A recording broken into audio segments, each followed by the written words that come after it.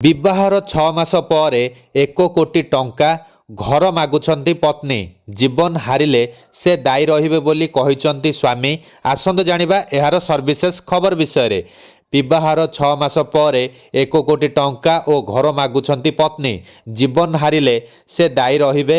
ଗୁରୁଗ୍ରାମର ଆଲୋକ ମିତ୍ତଲ ଏଭଳି ଅଭିଯୋଗ କରିଛନ୍ତି।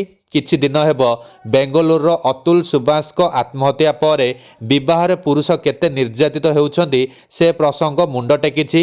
ଏନେଇ ବିତର୍କ ଚାଲିଥିବା ବେଳେ ଦେଶର ବିଭିନ୍ନ କୋଣରୁ ଅନେକ ଯୁବକ ନିଜ ବିବାହ ପାଇଁ କିପରି ହତାଶ ହେଉଛନ୍ତି ତାହା ଜଣାଇଛନ୍ତି। ଏବେ ଗୁରୁଗ୍ରାମର ୟୁଏକ୍ସ ଡିଜାଇନର ନିଜ ପତ୍ନୀଙ୍କ ଉପରେ ଗମ୍ଭୀର ଆରୋପ ଲଗାଇଛନ୍ତି।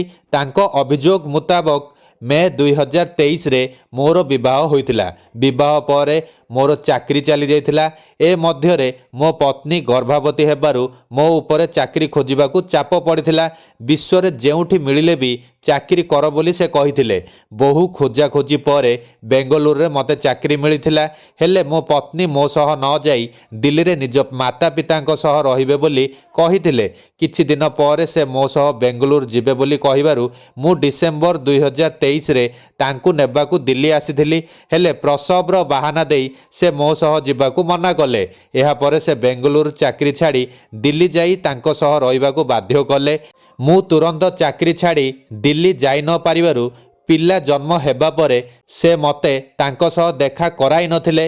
ବହୁ ଚେଷ୍ଟା ପରେ ମୁଁ ମୋ ପୁଅକୁ ଦେଖି ପାଇଥିଲି।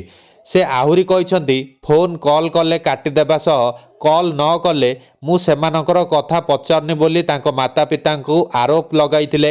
ଏଭଳି କିଛି ମାସ ଚାଲିବା ପରେ ସେ ମୋ ବିରୋଧରେ, ମୋ ମାଆଙ୍କ ବିରୋଧରେ ଘରୋଇ ହିଂସାର ଆରୋପ ଲଗାଇଥିଲେ। ମୋ ପୁଅ 9 ଦିନର ହୋଇଥିଲା ଯେତେବେଳେ ମୁଁ ତାକୁ ଦେଖିଥିଲି। ଏବେ 10 ମାସର ହୋଇଗଲାଣି। ମୁଁ ମୋ ପୁଅକୁ ଦେଖି ନାହିଁ।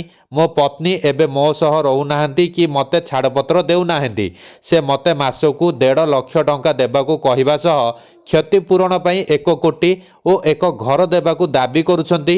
ଏଭଳି ମାନସିକ ଚିନ୍ତା ଭିତରେ ରହିଲେ ମୁଁ ମୋର ଜୀବନ ହାରିବା ଏକମାତ୍ର ବାଟ ହେବ। ଆଉ ଏଥିପାଇଁ ମୋ ପତ୍ନୀ ଦାୟୀ ରହିବେ। ତାଙ୍କର ଏଭଳି ପୋଷ୍ଟ ଏବେ ଭାଇରାଲ ହେବାରେ ଲାଗିଛି।